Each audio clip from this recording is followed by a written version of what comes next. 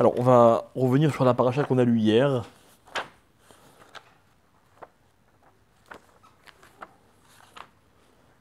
Donc, vous connaissez l'histoire des Miraglim.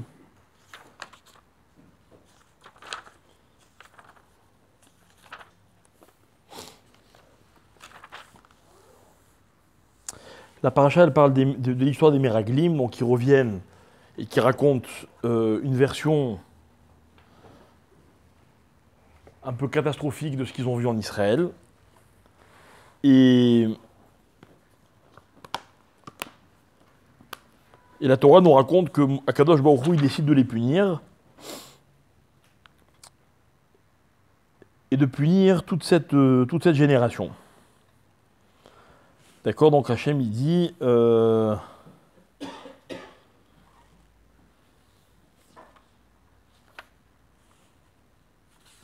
Hachem il dit tous ces gens-là ne rentreront pas en Israël, etc., etc.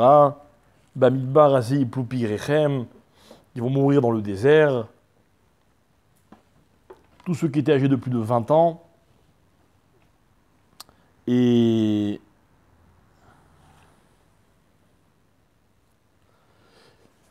donc, ils vont errer dans le désert pendant 40 ans. Et donc, c'est seulement la génération d'après qui va rentrer en Eretz Israël.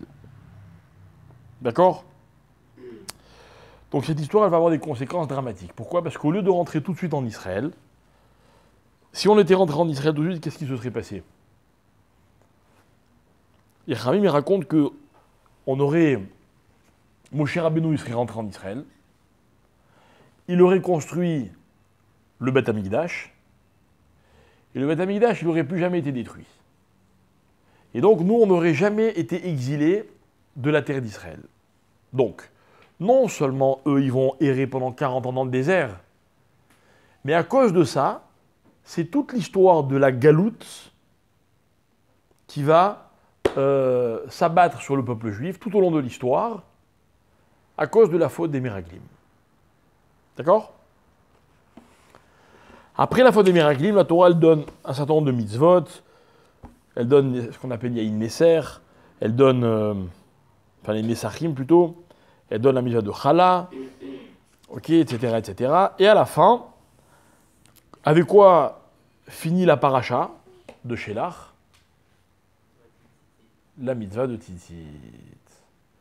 Vous connaissez la mitzvah de Tzitzit, mesdemoiselles ? Non ? Non, pas grave. Hein. C'est pour ça que je vais demander à vous, pour mettre mal à l'aise personne. Alors, la mitzvah des tzitzit, c'est quoi ? La Torah, elle dit Vayomer Hashem Moshe Lemor, Daber el Bnei Israël Martelem, Ve'ashu lahem tzitzit, al kanfei vigdehem, les dorotam. La Torah, elle dit comme ça vous mettrez des tzitzit au coin de vos habits, les dorotam. C'est quoi les dorotam ? Allô ? Voilà. C'est rare que la Torah elle dit ça. La Torah ne dit pas toujours les dorotam. Par exemple, les mitzvot qui sont écrites avant, dans cette paracha, il n'y a pas marqué les dorotam. D'après le Ramban, il semblerait même que toutes les mitzvot qui sont ramenées dans le livre de Bamidbar, il n'y en a aucune qui est les dorot. Elles sont toutes attachées à l'époque du Beth Amikdash ou à certains moments de l'histoire, mais on ne va pas les accomplir sans discontinuité. Ok ? Par contre, pour le tzitzit, la Torah, elle dit les dorotam. Alors, comment on accomplit cette mitzvah ? La Torah, elle dit venatenu al tzitzit akanaf petil techelet. Alors, traduisez avec moi. Qu'est-ce qu'il y a ? Non, c'est moi. Venatenu al tzitzit akanaf petil techelet. J'attends, traduisez-moi. Hein ? Donc, attends. Récapitulons. Avant cette phrase-là que je te demande de traduire, qu'est-ce qu'elle a dit la Torah ? La Torah, elle a dit va sous la tzitzit al kanfei vigdehem, ça veut dire quoi ? Dans les coins des vêtements, on mettra des... C'est quoi des tzitzit ? Des fils. Venatenu al tzitzit. Et sur ce fil-là, ils mettront pétil techelet. C'est quoi pétil techelet? Un fil bleu. Bleu azur. Techelet, c'est bleu azur. J'ai une question comme ça, juste en passant. Il y a un fil bleu azur, et les autres sont de quelle couleur? Où c'est marqué qu'il faut être blanc? Donc de quelle couleur ils sont? De la couleur du fil qu'on fait. C'est-à-dire? Si le fil qu'on a fait, il est noir. On a le droit de mettre un tzitzit avec des fils noirs? Vous savez pas. C'est pas marqué dans le passouk. Dans le passouk, il y a marqué le fil bleu. Mais on ne nous dit pas on nous dit pas quelle couleur sont les autres fils. Alors, il y a combien de fils en tout? En tout. 8. Il y a combien de... 1? Ça fait 32. Donc il y a 32 fils en tout, d'accord? Maintenant, sur les 32 fils, il y en a combien qui sont bleus? 4 ou 8? Alors c'est marloquette. C'est marloquette. Pardon? Non. Il y en a qui disent que dans chaque coin, il y en a 4 pliés en 2, ça fait 8. Et que sur ces 4, il y en a un qui est bleu, donc ça fait 6 pas bleus et 2 bleus. D'accord? D'autres disent non. Sur les 8, il faut qu'il y en ait un. Donc dans les 4, il y en a un demi qui est bleu. Qu'une moitié qui est bleue. Marloquette, peu importe. Juste pour vous montrer qu'il y a plein d'avis sur le tzitzit. Maintenant, récapitulons 2 secondes. Quelle est la mitzvah de la Torah? Allez, dites-moi vite. Dès qu'on a 4 coins, on met les tzitzit. Bravo. Comment sont les tzitzit? Un fil bleu. C'est tout? Un fil bleu, c'est tout? Et les autres, on va dire blanc pour l'instant. D'accord? Très bien. Maintenant, moi, j'ai un habit à 4 coins. À 3 coins. Je dois mettre des tzitzit? Non. Très bien. J'ai un habit à 4 coins, mais j'ai pas de fil bleu. Qu'est-ce que je fais? Où c'est marqué?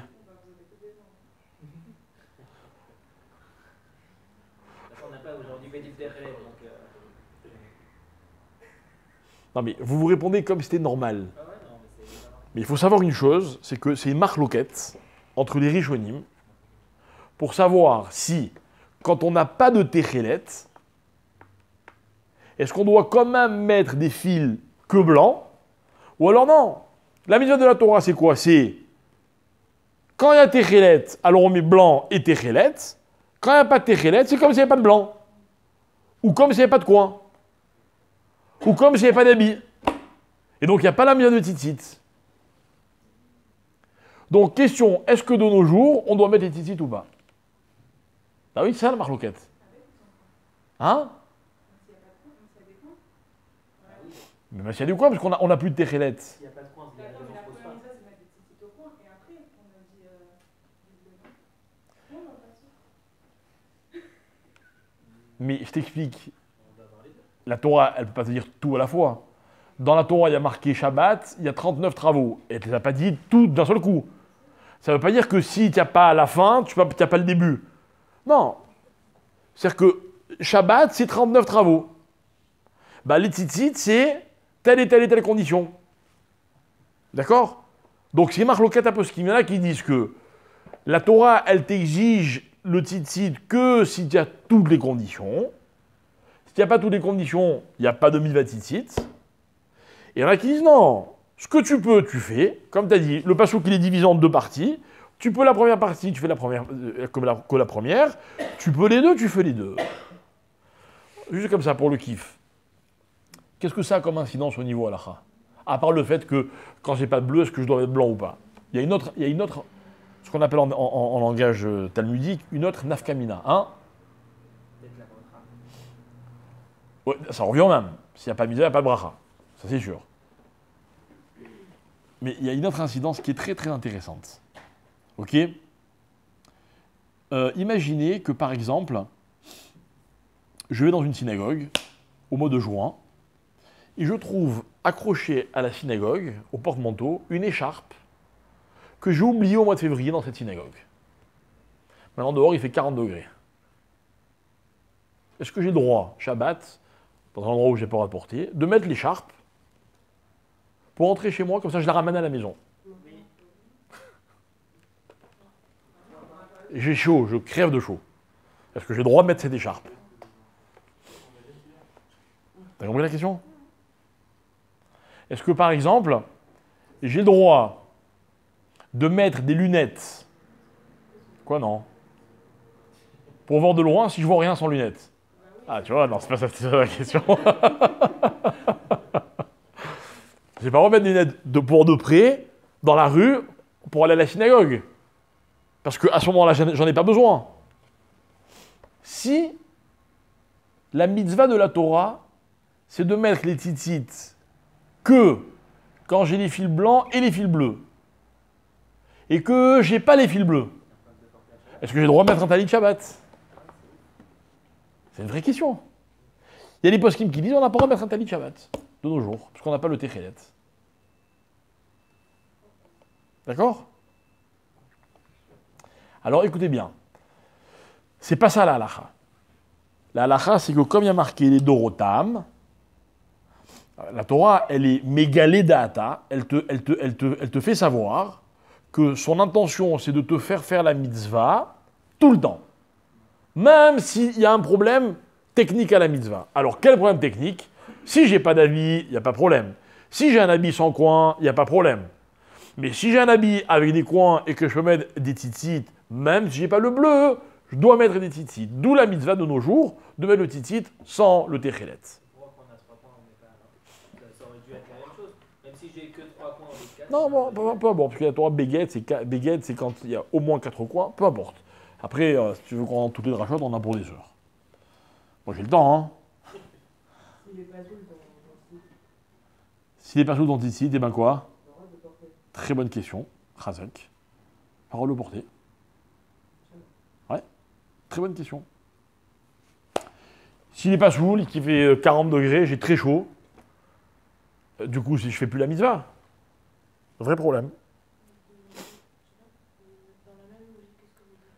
Si de nos jours, il n'y a aucun habit qui a 4 coins, alors le travail, il n'y aurait pas eu besoin de. On n'a pas besoin de mettre le tzitzit, parce que. Si on continue cette logique. Non. La mitzvah de tzitzit, c'est soit si tu portes un habit à 4 coins de toute façon, soit d'après beaucoup de poskim, tu mets un habit à 4 coins pour faire la mitzvah de tzitzit. T'allumes les nérotes chez toi à la maison le Shabbat.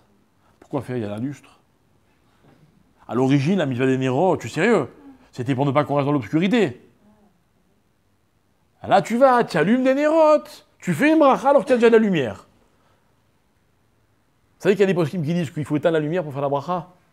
Je suis sérieux? D'autres qui disent non. Cette lumière-là, tu allumes d'afka pour la mitzvah. Ah, tu n'en as pas vraiment besoin. Ok, tu te mets dans une situation où tu vas faire la mitzvah et tu fais la bracha. Pareil, on voit ça. Dans plein de mitzvot, on voit ça. D'accord? Dans plein de mitzvot, on voit ça. Bien.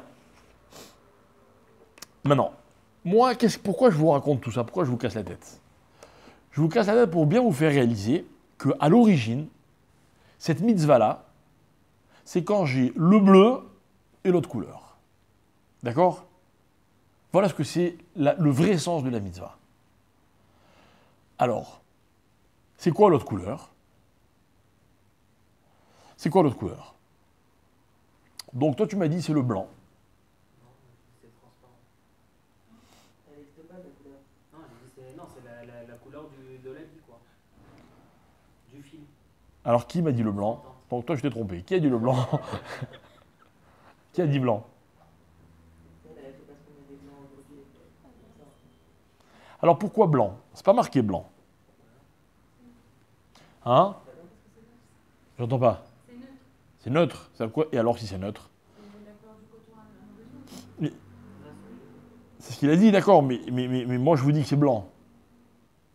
C'est-à-dire que si par exemple demain vous voulez faire du tzitzit, un tzitzit, et qu'il n'y a que de la laine rouge, bah il faut l'atteindre en blanc. Est-ce qu'on est yotse ou pas avec du rouge? C'est une autre question. Mais à l'origine, d'après la Torah, il faut du blanc. Pourquoi? Est-ce que le blanc c'est une couleur? C'est toutes les couleurs le blanc.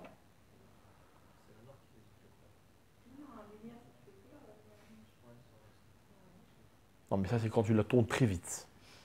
C'est vrai. Maintenant, si tu la tournes pas vite. Est-ce que blanc, c'est une couleur? Hein? Non? Celui qui quoi? Celui qui va de blanc. Celui qui va blanc. Je sais pas si je retiens ton exemple.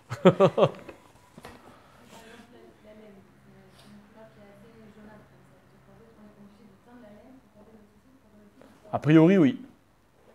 A priori, oui. Mais d'abord, répondre à ma question. Le blanc, est-ce une couleur ou c'est pas une couleur? Alors, on va voir. Écoutez bien. Comment on dit couleur en hébreu? Ah, enfin, une réponse, vous connaissez bien. Ok. D'où vient le mot tseva? C'est le même mot. Donnez-moi un autre mot super connu. Ok. Dans lequel il y a le mot tseva. Il a fait. Etzba. C'est quoi etzba? Un doigt. Ok. Quel rapport entre etzba, où il y a le mot tseva, et tseva, la couleur? Les Chachamim, ils disent comme ça. Ils disent en fait, la couleur, elle montre quelque chose, c'est une apparence, la couleur. Ok? Le doigt, alors, à part voter, en hébreu, on dit la tzbiya, ça veut dire quoi la tzbiya? Montrer.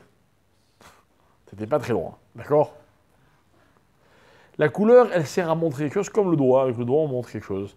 Tout à l'heure, elle m'a posé une question, elle m'a fait comme ça. D'accord? Ouais, j'ai vu ton doigt. Ok? Écoutez bien la question. Quelle est la couleur qui montre le mieux? Pourquoi?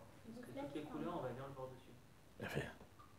C'est que quand vous mettez quelque chose sur du blanc, vous le voyez à la perfection.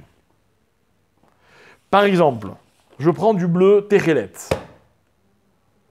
Et je vous fais un dessin magnifique. Je vous dessine une magnifique fleur sur cette page Techelet.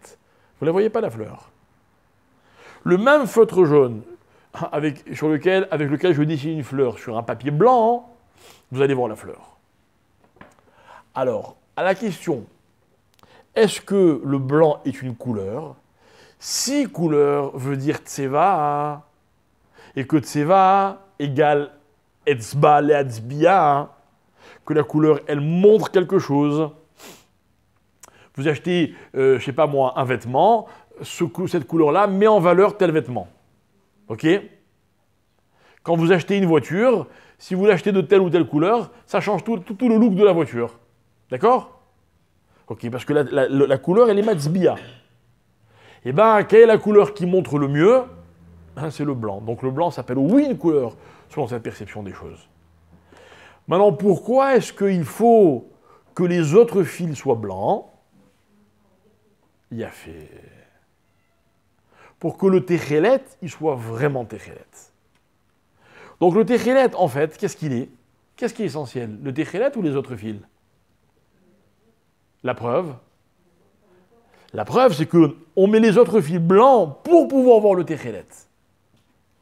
D'accord? D'où la marloquette. Si j'ai pas de Techelet, peut-être que j'ai pas mis de titit.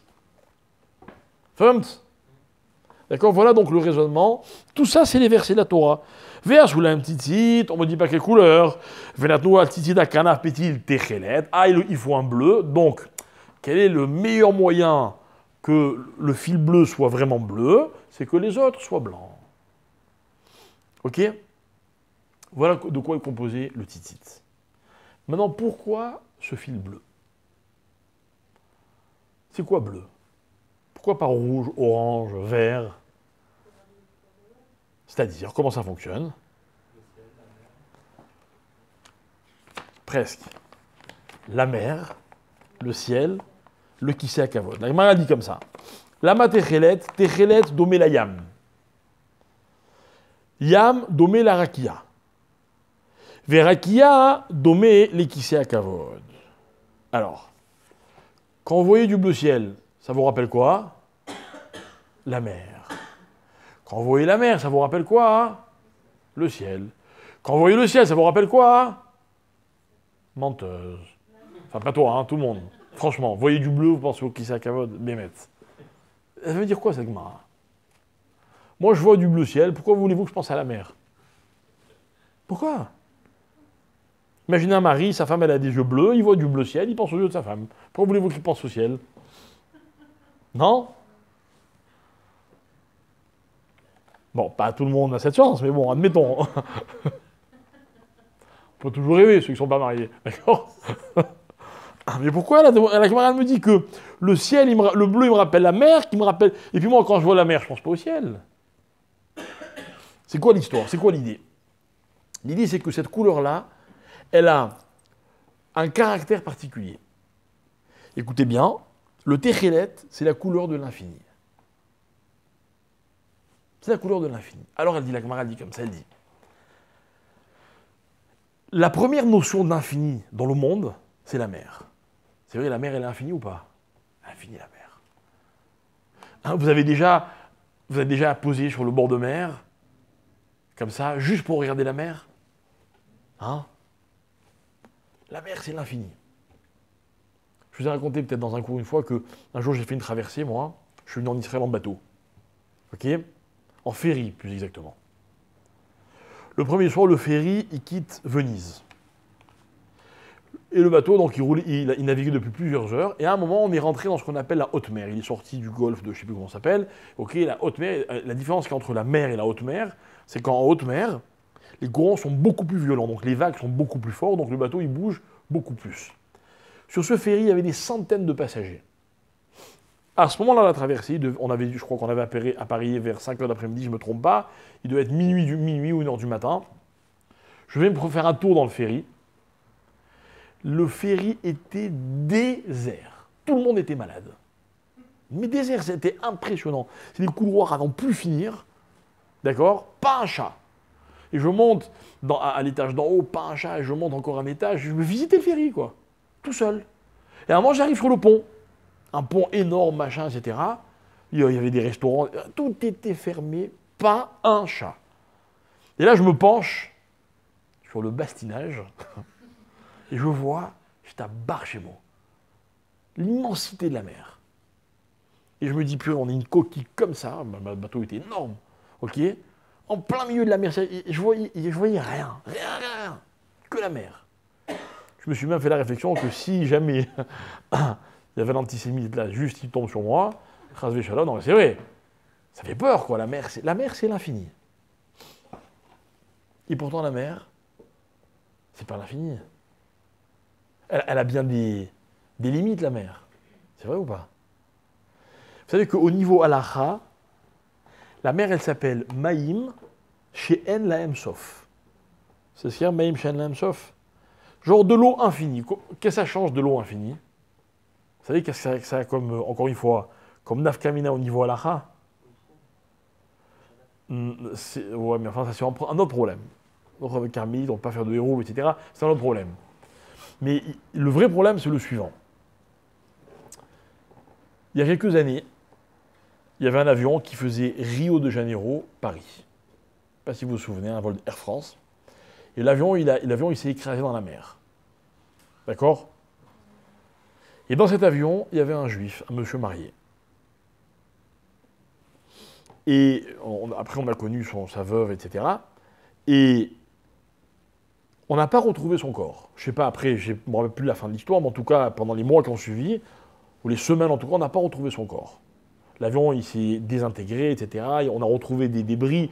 Donc, on avait la preuve que l'avion s'était écrasé dans la mer. OK?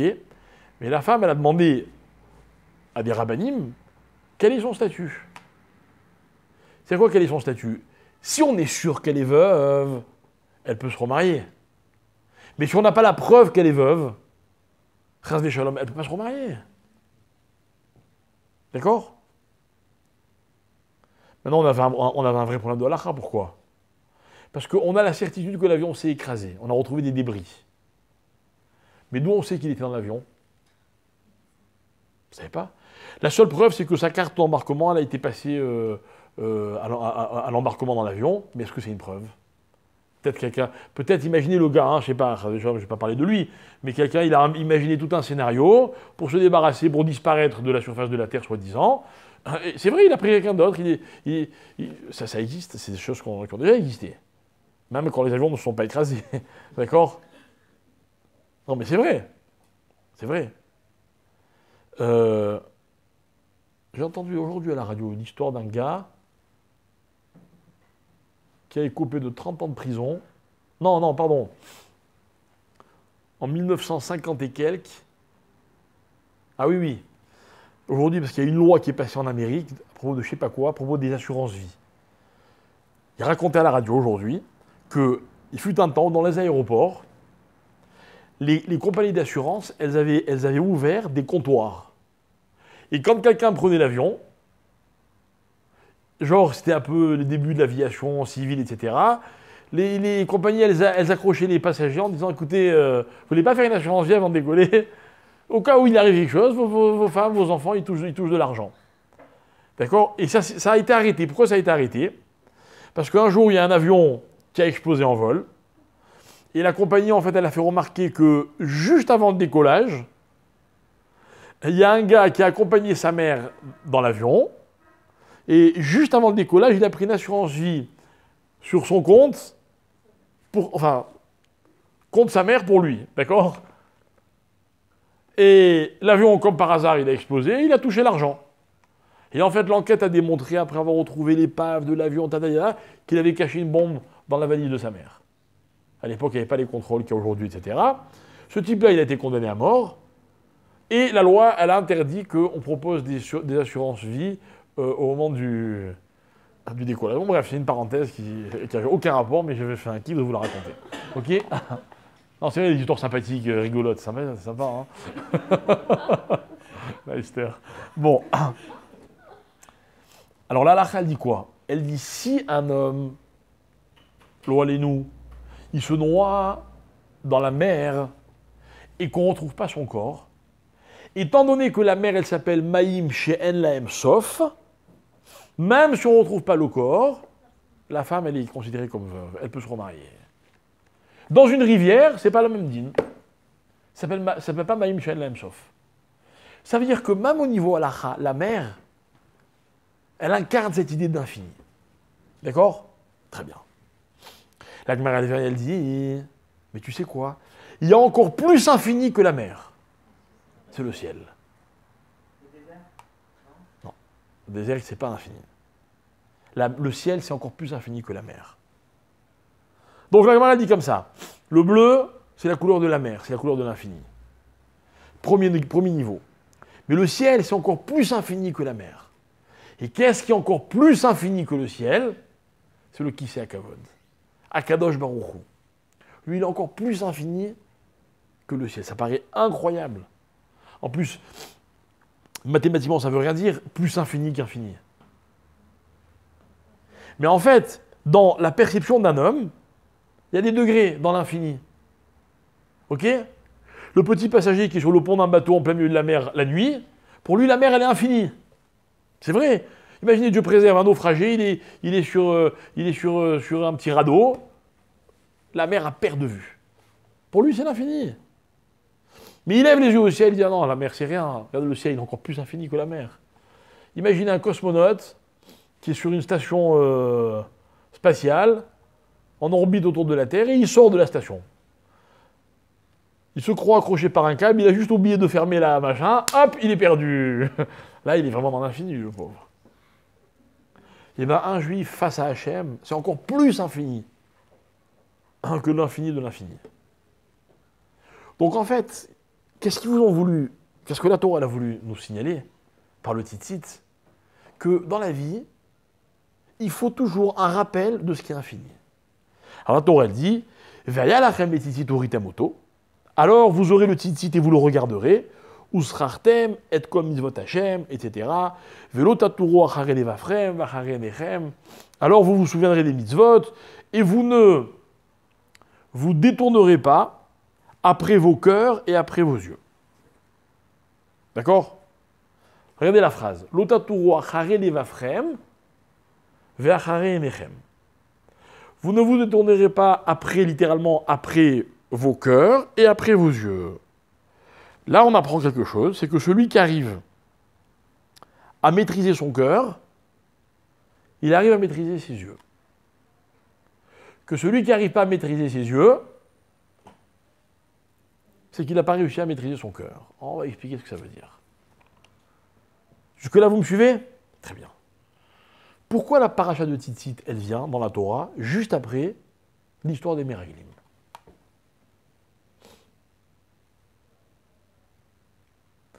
D'accord, on n'est ni fil bleu, ni fil blanc. Maintenant, je vous pose une autre question qui n'a rien à voir. Trop petit. Je suis attaché à un fil. Merci. Merci. Alors, regardez. Tout à l'heure, je vous ai raconté que les Meraglim ont fait une Avera. Qu'est-ce que cette Avera a entraîné? Vous vous rappelez? Voilà, le mot que j'ai expliqué, c'est galout. Galout, hein?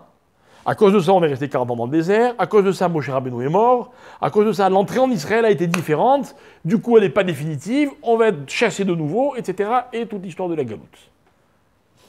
D'accord? D'où je sais ce que je viens de vous dire. Comment je suis passé de 40 ans dans le désert au concept de la galoute? Écoutez bien. Regardez ce que la Torah raconte. La Torah raconte que les Meraglim reviennent de leur visite de la terre d'Israël. Et ils racontent. Et on a vu ceci, et les géants, et la terre qui mange ses habitants, et on a vu que des morts, et tatati et tatata. Écoutez bien. Vatissa kol haeda. Tout le peuple juif s'est élevé. Vaïtenu ad kolam. Ils ont littéralement élevé la voix. Vaïvku aham balayla ahu. Alors le peuple a pleuré cette nuit-là. Toute la nuit qui a suivi le retour des Meraglim, le peuple a pleuré. Pleuré. D'accord? Alors, je saute quelques versets. Ok?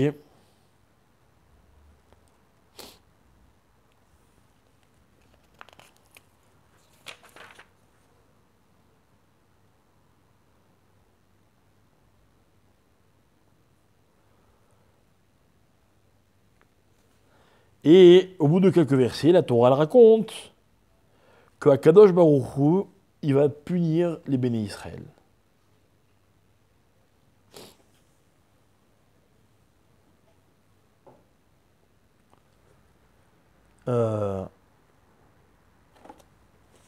Une seconde.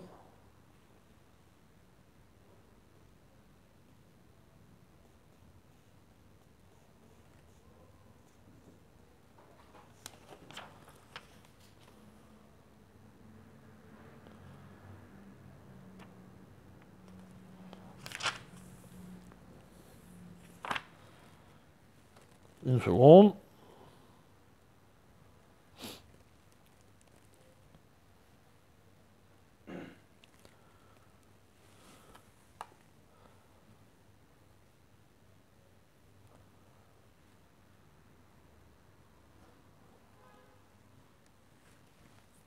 Bon. La Gemara elle dit comme ça. La Gemara elle dit Hachem il dit au béné Israël. Cette nuit-là, c'était quelle date?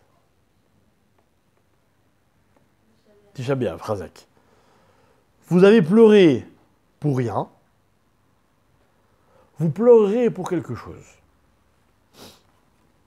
Le Maharal, il explique la chose suivante. Il dit comme ça, il dit en fait, il y a eu Bechiyat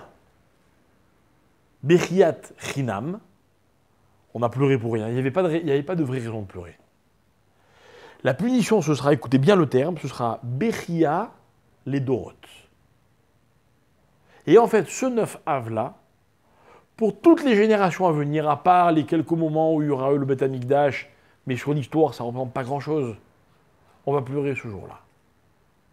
Donc, maintenant, je change un peu ce que j'ai dit tout à l'heure. Rappelez-vous bien la leçon. Si on vous demande quelle est la conséquence de la faute des Meraglim, réponse, Bechia les Dorot. Bechia les Dorot. Parce qu'on a pleuré pour rien, et ben on pleure pour toute l'histoire, tout au long des générations. Ok? Très bien. J'ouvre encore une petite parenthèse. Après, vous allez voir comment les choses, elles s'imbriquent les unes dans les autres. Le Maharal de Prague, il dit comme ça. Rappelez-moi, il y a combien de fils dans le tzitzit? 32. 32, valeur numérique, mais encore. Hein? Non, Kalev, c'est pas 32, c'est 52. 32, c'est quelle valeur numérique? Un autre mot super connu. Valeur numérique du mot kavod. D'accord? Le kavod, c'est bien ou c'est mal? Ça dépend de quoi? Écoutez, je vais vous dire de façon super simple de quoi ça dépend. Super simple. Écoutez bien. Non, écoutez bien. Le kavod, c'est vrai ce que vous dites, hein, c'est vrai, mais je vais le dire avec une autre phrase. Le kavod, quand c'est pour le donner, c'est très bien. Quand c'est pour le prendre, pour le recevoir, c'est pas bien. J'explique. La Torah en a fait mitzvah. Kabel et avicha v'etzimecha. Avec un autre mot, la Torah dit Ve'adarta penezaken. Il faut donner kavod au rav, au tamid racham, au vieillard, bref. Très bien. C'est une mitzvah de faire du kavod. La Torah parle souvent du kavod d'Hachem. Maintenant. Si moi je vous fais du kavod, réfléchissez une seconde. Je vous fais du bien ou je vous fais du mal? Du bien? Ne me dites pas ça dépend. Je vous fais du bien ou je vous fais du mal? Hein? J'entends pas. Du bien? Pourquoi je te fais du bien? T'es pas mon père. Si t'es mon père, c'est autre chose. Expliquez-moi pourquoi, si je vous fais du kavod, je vous fais du bien. Pourquoi je passe à plat? Je t'aime bien, je te respecte, tu rentres, je te fais kavod, il y a tout le monde, ah, vous savez qui c'est, machin. Je fais kavod. Ouais, tu m'élèves, tu me t'amènes de la contrat, c'est bien. Ah ouais? On va être orgueilleux, ça fait grandir l'ego. Pourquoi il va être orgueilleux? En fait, ça a raconté, le rêve, il m'a... Non, mais d'accord, mais bon. Imagine quelqu'un d'autre te fait kavod.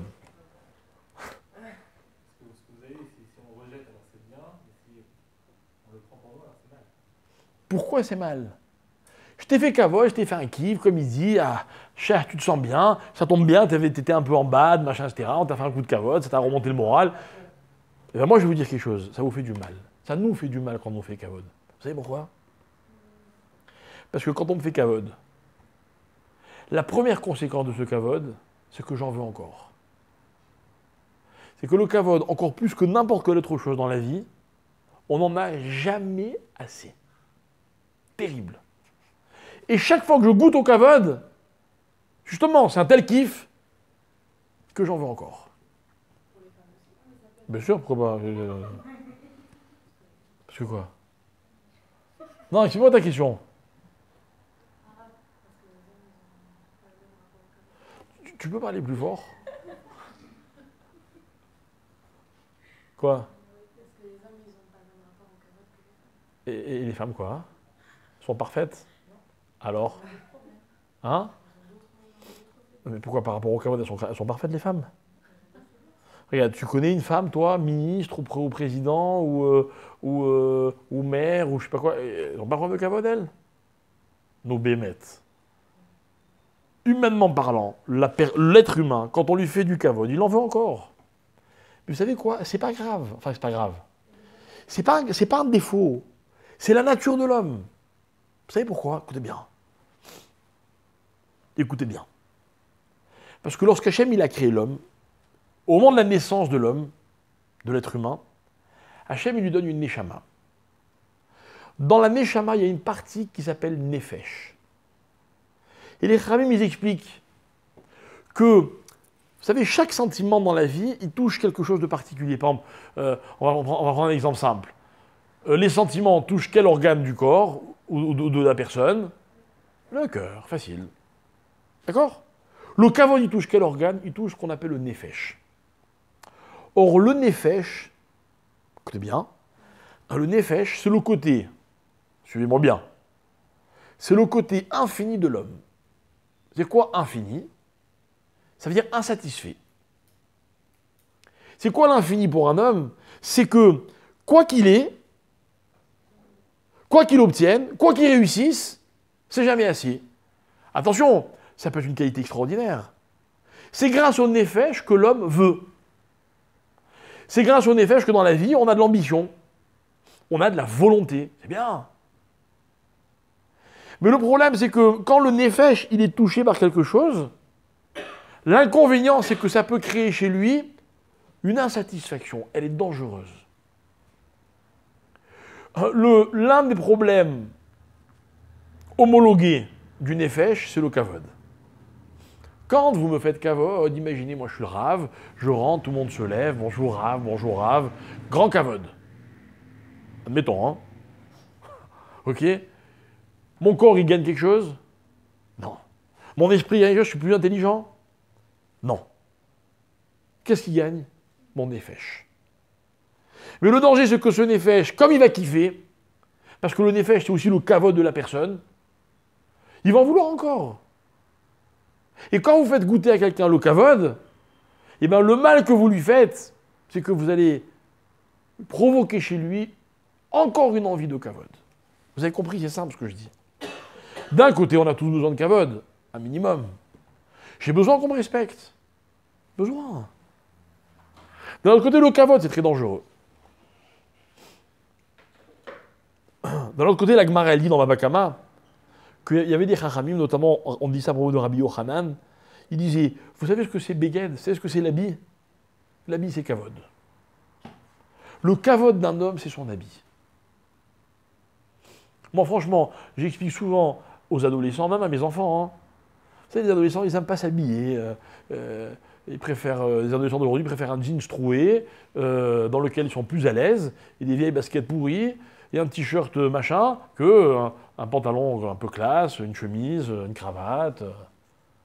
On leur explique que c'est dommage. Qu'il faut qu'ils se rendent compte que l'habit, c'est kavod. Pourquoi? Parce que l'habit, c'est ce que vous percevez de moi. Si j'arrive avec un vêtement tout sale, ça fait négliger. Si j'arrive que je fais attention à mon apparence, je fais attention à mon kavod, mais pas dans le sens négatif du terme. Alors, le Maharal, il dit comme ça, il dit, kavod, c'est les habits c'est le nefesh c'est le côté infini de l'homme, le tzitzit, il avait 32 fils, gematria kavod. Il va chercher loin le Maharal, hein. Ok, on va continuer. Le kavod dans le tzitzit, il est où? Dans le bleu ou dans le blanc? On va voir, attention. Attention. Je reviens aux Meraglim. Les Meraglim, hein, ils ont entraîné Bechia les Dorot, le pleur éternel. Le pleur éternel, c'est quoi? C'est que le 9 Av, ils ont pleuré pour rien, hein. Tous les ans, le 9 Av, tout le peuple juif pleure pour quelque chose. Et là, on réalise, et la galoute, et le ceci, et les massacres, et toutes les keynotes. Terrible. Terrible. Maintenant, vous savez que pour chaque circonstance de l'année juive, il y a un texte. À Pessah, il y a la Gada. À Purim, il y a la Megillah. Oui, à Purim, il y a la Megillah. Ok? À Tisha B'Av, il y a quoi? Il y a le livre de Echa. On l'appelle Megillat Echa. Megillat Echa. Et Echa, c'est un livre écrit par le prophète Yirmiyahu, qui raconte la tragédie de Yerushalayim, qui raconte le kavod de Yerushalayim et malheureusement la chute, la déchéance de Yerushalayim. Et le livre de Echa, il est rédigé de la façon suivante. Vous connaissez, on en a déjà parlé plusieurs fois dans nos cours. Le premier passage de Echa, il commence par Aleph, le deuxième par Bet, le troisième par Gimel, le quatrième par Dalet, et ainsi de suite. Vous savez pourquoi? Parce que le livre de Echa, il veut nous rappeler que le monde, il a un seder. Vous savez ce que c'est un seder? Un seder, c'est un ordre. Le monde, c'est un ordre. Vous savez, par exemple, dans l'ordre du monde, il y a que Les parents sont des parents, les enfants sont des enfants, les hommes sont des hommes, les femmes sont des femmes. Et oui, c'est des Raolam. Et le jour où les hommes veulent être femmes et les femmes veulent être hommes, et qu'au lieu de se marier comme ça, on se marie comme ça, d'accord? On n'est plus dans le Seder Haolam. Et des fois, nous, les hommes, on est un peu perdus. On ne sait pas très bien qu'est-ce que c'est Seder Haolam. Ah, vous inquiétez pas, la Torah, c'est Seder Haolam. Vous savez pourquoi la Torah, c'est Seder Haolam? Parce que le premier mot de la Torah, c'est Bereshit. Bereshit, c'est quoi? C'est la chronologie, le commencement. Avant de commencer à parler, la Torah dit, attends, il y a un commencement. Donc c'est qu'il y a une suite. Donc c'est qu'il y a une chronologie. Donc c'est qu'il y a un Seder. La première notion de Seder, c'est que ça, c'est avant ça, et après il y a ça, et après il y a ça, et après ça. C'est ça, Seder. Et d'où je sais que dans le monde, il y a un Seder, à part le mot Bereshit, c'est parce que Akadosh Baruch Hu, il a créé le monde avec la parole. Que la parole, ce sont des mots. Et que les mots sont composés de lettres. Et que par définition, les lettres, c'est un alphabet, aleph, bet, donc c'est un Seder. Voilà pourquoi, mes chers amis, écoutez bien, voilà pourquoi la gématria, c'est tellement important. Parce que la gématria, c'est quoi? C'est des lettres qui ont un chiffre. Pourquoi? Parce qu'elles sont selon un certain Seder. Et quand je retrouve la même gématria là, la même gématria là, la même valeur numérique, forcément, il y a une coïncidence. Ou une concordance. Parce qu'on retrouve le même Seder. Donc, les lettres, c'est le Seder du monde. Alors, Hachem, il utilise les lettres pour créer le monde. Alors, le livre de Echa, il nous dit, voilà, il y avait un Seder dans le monde. Mais le Seder, il a été un peu perturbé. Comment on voit? C'est que, sur 4 prakim de Echa, il y en a 3 où on a ou les versets qui commencent par Aleph, puis par Bet, puis par Gimel, Dalet, et Vav, Et voilà qu'à un moment, il y a une défaillance. Il aurait dû avoir Samer, Aïn, P. Et il y a quoi? Il y a Samer, P et Aïn. On a inversé la lettre P et la lettre Aïn. Alors, disait Chachamim, ça éveille quoi pour nous? C'est quoi P? La bouche. C'est quoi Aïn? C'est l'œil. Dans l'alphabet, il y a d'abord quoi? L'œil ou la bouche? L'œil. Pourquoi il y a d'abord l'œil? Parce que dans la vie, avant de parler, il faut voir. Et vous savez qu'est-ce qui souvent change le Seder Haolam? C'est qu'on fait passer la bouche avant les yeux. C'est que d'abord on parle et après on regarde. Je vais vous donner un petit exemple de rien du tout. Vous savez ce que c'est le Lachon Hara? Je vous donne un exemple schématique du Lachon Hara. Je vous dis, tu connais un tel? Non. Je te dis pas. Elle est d'une lourdeur, cette personne. Ah bon, d'accord.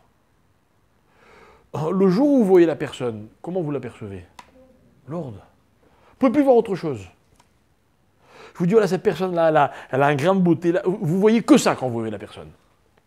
Pourquoi? Parce que la bouche conditionne le regard. Alors que normalement, ça doit être le contraire. Je devrais vous laisser voir la personne, et puis après, vous me dites ce que vous en pensez. Moi, qu'est-ce que je déplore à chaque fois? C'est que quand, par exemple, vous voulez faire un chidour à une personne, et que vous dites, tiens, tu sais, je voulais présenter quelqu'un, qu'est-ce qu'elle fait, cette personne? Le premier réflexe, c'est quoi? Hop! Réseau social, tac, la photo. Mais, mes chers amis, je vous l'ai dit 1000 fois, vous ne m'écoutez pas, c'est tant pis pour vous. Erreur fatale.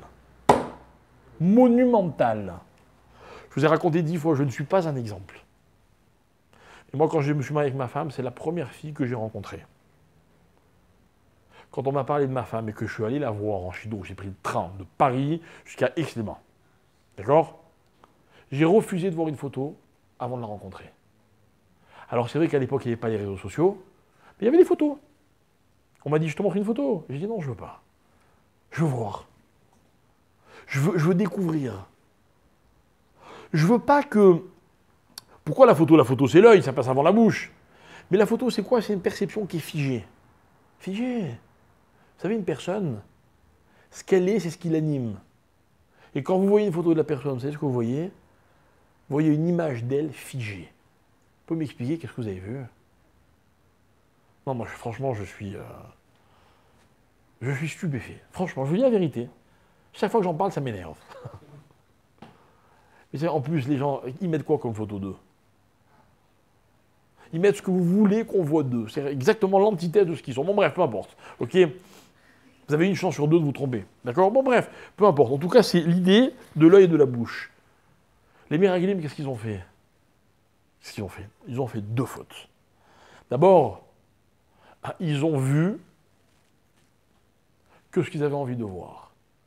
Parce que du coup, toutes les qualités de la terre d'Israël, ils ne les ont pas vues. Le danger de ce que je vous explique, c'est quoi? C'est que dans la vie, quand on parle, on fait passer la bouche avant les regards. Quand on regarde, on ne voit que ce qu'on a décidé de voir. On ne peut pas être objectif. Et en plus, ce qu'ils ont créé, c'est quoi? C'est qu'ils ont conditionné les Juifs que lorsqu'ils allaient, eux, à leur tour, enfin, ils auraient dû voir la terre d'Israël, ben, ils auraient vu que ce qu'on leur racontait. Or, c'est l'antithèse de l'objectivité. Voilà quelle est leur erreur. Résultat, Bechia. C'est quoi Bechia? C'est quand l'œil, il verse des larmes. Terrible. C'est l'œil qui va parler. Et c'est quoi l'expression de l'œil? C'est la larme. Terrible. Pas fini. J'ai pas fini. Je reviens à mon bleu et à mon blanc. Je reviens à mon bleu et à mon blanc. Je vous ai dit tout à l'heure que le bleu, c'est la couleur de l'infini. Mais dites-moi, le blanc, c'est pas non plus, c'est pas aussi la couleur de l'infini. Le blanc, c'est ce qui est vierge. Donc, sur le blanc, on voit tout. Tout. La moindre petite poussière se voit sur du blanc. Le blanc, ne dit-on pas que c'est la couleur de la pureté? La mariée ne s'habille-t-elle pas en blanc? Normalement. Ok? Pourquoi? Parce que le blanc aussi, il a une notion d'infini. Alors écoutez bien. Le blanc, c'est pas l'infini. Pourquoi? Parce qu'au contraire, tout ce qu'on y met est tout de suite mis en relief. Or, dans la vie, c'est pas ça, vous regardez. Regardez sur autre chose, écoutez bien. Je vous parle de deux organes qui sont deux sens dans le fonctionnement de l'individu. L'œil, dont le sens est la vue, le regard, et la bouche, dont le sens est notamment la parole. D'après vous, la réponse, elle est super simple. Qu'est-ce qui est plus infini? Le regard ou la parole? Réponse. La parole ne pourra jamais dire tout ce que l'œil voit. Je m'assois sur le bord de la mer et je regarde la mer. Et je passe des heures à regarder la mer. Et je vois ce mouvement perpétuel des vagues. L'écume blanche, comme une couronne au-dessus des vagues. De temps en temps, j'aperçois un petit requin, un petit dauphin, par exemple, qui... Vous savez qu'il y a des dauphins sur le bord de mer à Tel Aviv? Vous avez déjà vu? Non? Vous avez mal regardé. Vous avez mal regardé. Bon, il n'y a pas longtemps, j'étais en bateau, pas à Tel Aviv, à Herzliya, pardon. Coucher du soleil, on faisait de la voile, et tout d'un coup, hop, un petit dauphin, tac, à 2 km de la côte, de la plage. Mais la mer, c'est des trésors, il faut juste bien regarder. Hein, ça vous fait kiffer quand je vous raconte ça? Ouais, c'est 1/1000e de ce que j'ai vu en regardant la mer. Je ne peux pas vous raconter tout ce que l'œil voit, c'est pas possible. Imaginez, je monte sur Mont Blanc, et je regarde ces chaînes de montagnes à l'infini. Et je suis au téléphone avec vous, me dites, raconte! Ben, il y a des sommets, et puis encore des sommets, et de la neige, et ceci. Combien je peux vous raconter? Combien? Vous savez que la parole, elle est un allié extraordinaire pour l'homme. Mais qu'est-ce qu'elle est décevante. À tous ceux qui ne sont pas encore mariés, et qui vont, si Dieu veut, bientôt se marier, vous allez voir la première fois que vous allez dire à votre conjoint « je t'aime ». Vous allez être déçus. C'est-à-dire quoi? 5 lettres pour exprimer un sentiment qui est infini. Mais je vous dis tout de suite, je vous console, il n'y a pas de solution. Il n'y a pas de solution. Il n'y a pas de mot qui exprime mieux ce que vous ressentez, même s'il est nul le mot. Il n'y en a pas d'autre. Comment on va faire? Vous allez dire je t'adore, vous allez insister. À la limite, avec un petit texto, vous allez pouvoir mettre plein de cœurs. C'est nul. Nul. Nul. Mais c'est vrai. C'est frustrant la parole. Très frustrant. Bon, vous savez, chaque fois que je donne un cours, je prie pour qu'Hachem m'aide à exprimer ce que j'ai envie de dire. Mais je sais que c'est impossible, à condition que je ressente. Mais non, j'ai établi une relation entre le regard et la bouche. Mais le regard, il voit l'infini. Le regard, vous pouvez regarder un mur pendant des heures. Si vraiment vous êtes attentif, vous allez constamment remarquer d'autres choses. Regardez une pierre de Jérusalem. Regardez-la pendant des heures. Testez-moi. Plus vous allez regarder, plus vous allez voir que chacun de ces reliefs, de ces mouvements, inspire quelque chose. Vous allez voir des dessins que ça vous rappelle. Infini. Par exemple, imaginez quelqu'un, il est couché dans une prairie, il regarde les nuages. Et puis d'un coup, il voit un nuage qui a une forme qui lui rappelle son chien. Il lui dit, regarde! L'autre, il regarde. Aucun rapport. C'est le décalage qu'il y a entre les yeux et la bouche. Entre les yeux et la bouche. La faute des miraglim, c'est quoi? C'est d'avoir conditionné le regard par la bouche. Alors qu'en fait, vous savez ce que c'est dans la vie parler? Parler, c'est essayer de dire ce que l'œil a vu. C'est essayer, même si c'est perdu d'avance, mais c'est tenter de raconter l'infini. C'est pas beau la parole? Et vous voulez que la parole, elle serve à l'inverse? Que la parole, elle limite le regard? Mais mes chers amis, c'est ça une parole négative. Une parole négative, c'est quand vous décrivez de façon négative quelque chose, alors que vous aurez pu très bien le décrire de façon positive. Et ne me dites pas, dans rien, il n'y a que du mal et pas de bien. Vous pouvez n'en raconter que le mal. Mais alors le problème, c'est que vous ne verrez que le mal. Mais si vous décidez de raconter le bien, eh ben vous verrez du bien. Ou alors vous décidez de vous taire et d'observer, c'est encore mieux. Et la Torah, elle me donne une mitzvah qui s'appelle le tzitzit. Et elle me dit, écoute-moi bien. Dans cette mitzvah, il y a un paradoxe. Il y a le blanc et il y a le bleu. Le blanc, c'est une couleur, j'ai l'impression, tout à l'heure tu m'as dit, c'est toutes les couleurs. Mais en réalité, ce n'est pas vraiment une couleur. En réalité, sa vraie fonction, c'est de permettre aux autres couleurs d'exister. C'est quoi la bouche? La bouche, c'est ce qui permet de donner vie à quelque chose que j'ai vu. Magnifique. Mais le regard, c'est autre chose. Le regard, c'est le techelet. Techelet, c'est l'infini, la mer, le ciel, le kisei kavod. On n'a jamais fini avec l'infini. Voilà pourquoi cette mitzvah, elle me dit la Torah, eh ben, si tu l'accomplis, eh ben quoi? L'otaturu, eh ben, tu n'iras pas après ton cœur et après tes yeux. Pourquoi? Parce que ton cœur, il va te permettre de décider ce que tu veux voir. Mais pour ça, il faut que tu aies un rappel de la faculté de ton regard. Vous savez, le regard, ce n'est pas l'acuité. Combien vous avez de myopie ou pas. À tel âge, on voit ceci, à tel autre âge, on voit cela. Non. Le regard, c'est le côté observateur de la personne. Il y a des gens qui aiment regarder. On peut regarder avec les oreilles aussi, vous savez. Vous écoutez un cours, vous êtes tout ouïe. C'est quoi tout ouïe? Vous vous ouvrez complètement à ce que vous allez découvrir. Vous n'avez pas d'avis avant. Une fois que vous avez compris, entendu, une fois que vous avez vécu ce qu'on vous a dit, vous pouvez dire ce que vous voulez. Mais après, pas avant. Pas avant. Eh bien, les Meraglim, ils nous ont induits en erreur. Ils nous ont tendu un piège. Celui qui consiste à parler avant de voir. Et ça, c'est une erreur monumentale. Alors, la Torah a l'impression de nous raconter, on a l'impression que la Torah nous raconte que ces hommes-là, ils n'ont pas pu faire teshuva. Ils ont été éradiqués. À cause d'eux, s'est abattue sur nous une plaie qui s'appelle Galout, qui s'appelle Bechia Ledorot. Il n'y a pas de solution. Et la Torah vient me dire, si, il y a une solution. C'est le tzitzit. C'est quoi le tzitzit? c'est un petit fil qui me rappelle l'infini. Qui me rappelle que dans la vie, si j'ouvre bien les yeux, et bien ce que je peux voir, c'est infini. Mais que si j'ouvre trop la bouche, l'infini, je donne une limite. Quelle limite? Celle de mes lèvres. Et comme dans la vie, tout ce qu'on dit, c'est pas grand-chose, et bien du coup, après tout ce qu'on voit, c'est pas grand-chose non plus. Et la notion de kavod, c'est celle-là. Le kavod, bien canalisé, c'est l'infini.